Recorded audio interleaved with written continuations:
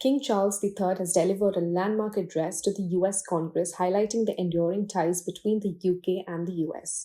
Marking 250 years of American independence from the Britain, the King said the destinies of the two countries remain interlinked while acknowledging what he described as times of great uncertainty. His speech comes amid growing tensions between President Donald Trump and UK Prime Minister Keir Starmer, particularly over the ongoing conflict in Iran and differing approaches to the global alliances. Without directly naming either leader, King Charles struck a careful diplomatic tone urging unity and calling for unyielding resolve in supporting Ukraine while also reaffirming the importance of NATO. He also addressed recent political violence, declaring that such acts would never succeed, while emphasizing the need to uphold shared democratic values. At the same time, there were subtle signals of concerns over divisions between the two allies, including differences over trade and foreign policy priorities.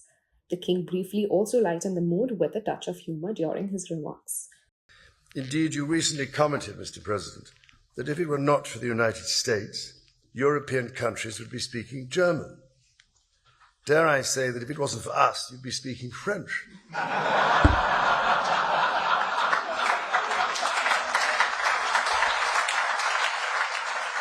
Earlier in the day, he met President Trump at White House, where both leaders publicly emphasized the long-standing partnership between their countries. President Trump described the meeting as really good and called King a fantastic person. Behind the scenes, however, the relationship between both the countries remained under pressure, from tariff disputes to wider questions about the future of the transatlantic cooperation. King Charles and Queen Camilla arrived in Washington on April 27 and will continue their U.S. visit later this week, with stops in New York City and Virginia.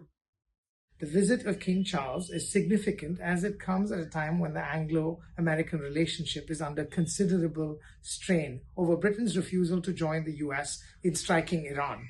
The relationship between British Prime Minister Keir Starmer and US President Donald Trump, once characterized by bonhomie, has come under significant strain, with Mr. Trump frequently criticizing the British Prime Minister. So this is the context of the royal visit to the US, and it is reflected in both the speeches of King Charles.